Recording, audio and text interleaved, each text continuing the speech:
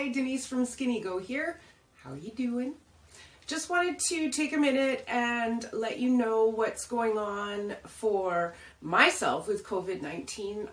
I have some immune deficiencies, so I am being a little extra careful, and I hope you are too. But the main purpose of this is I wanted to just remind you how safe your licensed and professional esthetician is. Just wanted to tell you what we do to keep things sanitary and disinfected for you. So look over here, and as I'm sure you've seen, you go see your esthetician or beautician and they're more than likely wearing gloves. Certainly if there's any bodily fluids involved, if you're removing blemishes, maybe waxing, there could be blood. So gloves are our first line of defense. You'll notice that we use spatulas if we're getting cream from a container. There's no reaching in there, so everything is always nice and sterile that way. If you've had extractions done, you know that we use something called a lancet. This little itty bitty thing here. And when it opens up, it is the tiniest of blades. Probably can't even see it. Anyway, we're done with that after your facial, and it goes into here. These are disposed of at your neighborhood pharmacy, so none of this is going into the garbage in your neighborhood. Everything is very safe in here. Barbicide, you've probably seen this blue stuff on your hairdresser's station. They put their combs in it if they drop it on the floor. So it is a non-porous surface disinfectant. It is good against staph, MRSA, H1N1, HIV1, herpes, and a number of things. So this right here is great. I actually like to put it in for my floor mopping in the aesthetics room because the bleach I find is a really strong smell. This is sort of less offensive to smell.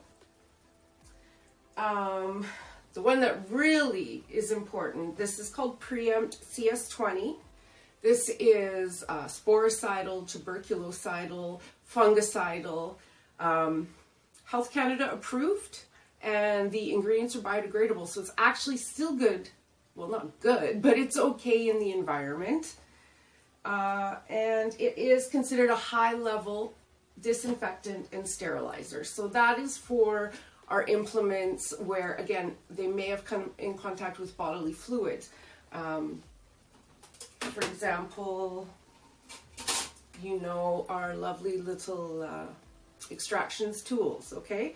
So what we do with the Preempt, and everything has a date on it. You'll see my container here, oh, little spill, has a date on the top. And that's because it is only active for a certain amount of days once you've poured it.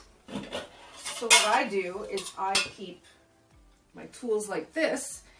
In here is a solution. Yeah, you can see it. And they have to stay submerged for 20 minutes. And that is, at that point, it is considered sterilized. We also have Preempt wipes. So this is, you know, I can't be putting everything, submerging it. So for example, this is what I wipe my lamps, my tables. This is what all my things that I have to clean but can't submerge, like I said. They're all getting cleaned with that.